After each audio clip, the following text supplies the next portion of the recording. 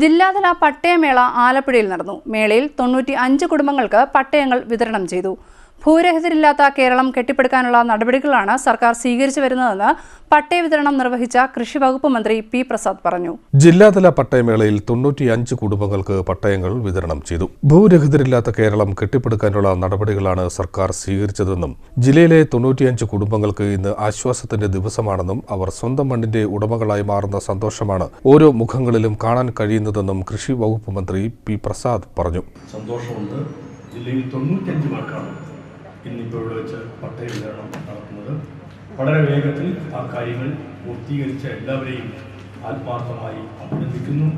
നമ്മുടെ മുമ്പിലുള്ള ഇനിയുമുള്ള പ്രശ്നങ്ങൾക്കും ഇതേ വേഗതയിൽ പരിഹരിച്ചാൽ നമുക്ക് കുറേയേറെ ആളുകൾക്ക് ആശ്വാസം നൽകുന്നു. 95 വീടുകളിൽ ഇന്ന് ഏറ്റവും വലിയ ആശ്വാസത്തിൻ്റെ ദിവസമായി മാറുകയാണ്. അവരെല്ലാം ഇവിടെ ഇരിക്കുന്ന അത്രമേൽ വലിയ ഒരു ആശ്വാസത്തോടെയും തൃപ്തിയോടെയും എത്രയോ നാളുകളായി പട്ടയം എന്നൊരു പ്രശ്നമായ നിലത്ത് ഇന്നത് പരിഹരിക്കപ്പെടുകയും സ്വന്തമായി മണ്ണിൻ്റെ ഉടമകളായി അവർ മാറുകയും ചെയ്യുന്നത്. ആ സന്തോഷത്തിൽ ഞാൻ പങ്കുചേർന്നുകൊണ്ട് എല്ലാ നന്മകളും നിറഞ്ഞ സംസ്ഥാനതല പട്ടയമേളയുടെ ഭാഗമായി ആലപ്പുഴ കളക്ട്രേറ്റ് കോൺഫറൻസ് ഹാളിൽ സംഘടിപ്പിച്ച ജില്ലാതല പട്ടയമേളയിൽ പട്ടയ വിതരണം നിർവഹിച്ച് സംസാരിക്കുകയായിരുന്നു മന്ത്രി. ജില്ലയിലാകെ 127 പട്ടയങ്ങളാണ് വിതരണത്തിന് തയ്യാറാക്കിയത്.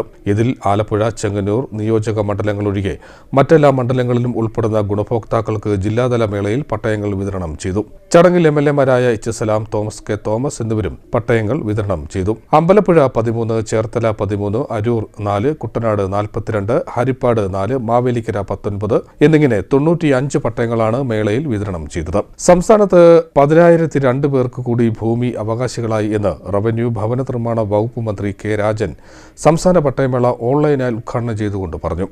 കേരളത്തിലെ പട്ടയ അസംബ്ലികളിൽ ഉയർന്നുവരുന്ന പ്രശ്നങ്ങളിൽ ചിലത് പ്രത്യേകമായി പരിഹരിക്കേണ്ടതുണ്ട്. കേരളത്തിൽ ഉയർന്നു വന്ന അൺസർവേഡ് കടൽ പുറമ്പോക്ക്, ആ കടൽ പുറമ്പോക്ക് പ്രശ്നത്തിൽ ഏറ്റവും ശ്രദ്ധേയമായ നടപടി സ്വീകരിച്ച് കടൽ സർവേക്ക് പുറത്തുള്ള ഭൂമി സർവേസ് ആൻഡ് ബൗണ്ടറീസ് ആക്ടിലെ സെക്ഷൻ 4-ന്റെ അധികാരം ഉപയോഗിച്ചുകൊണ്ട് പ്രത്യേക വിജ്ഞാപനം പുറപ്പെടുവിച്ചതിന്റെ അടിസ്ഥാനത്തിലാണ്.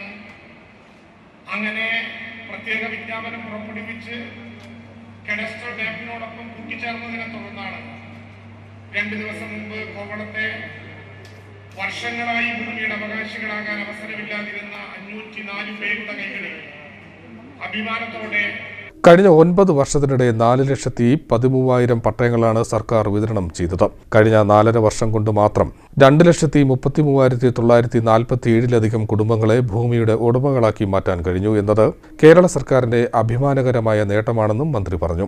സർക്കാർ അധികാരത്തിൽ നിന്ന് ഇറങ്ങും മുൻപ് 5 ലക്ഷം പട്ടയങ്ങൾ വിതരണം ചെയ്യാനുള്ള കഠിന പ്രയത്നത്തിൽ ഏർപ്പെട്ടിരിക്കുകയാണെന്നും മന്ത്രി വ്യക്തമാക്കി. 2016-21 കാലയളവിൽ 1,577 പട്ടയങ്ങളും 2021-24 കാലയളവിൽ 1,247 പട്ടയങ്ങളും ജില്ലയിൽ വിതരണം ചെയ്തുവെന്ന് ജില്ലാ കളക്ടർ അലക്സ് വർഗീസ് പറഞ്ഞു.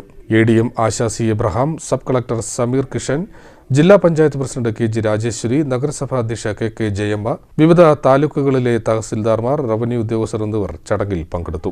News desk.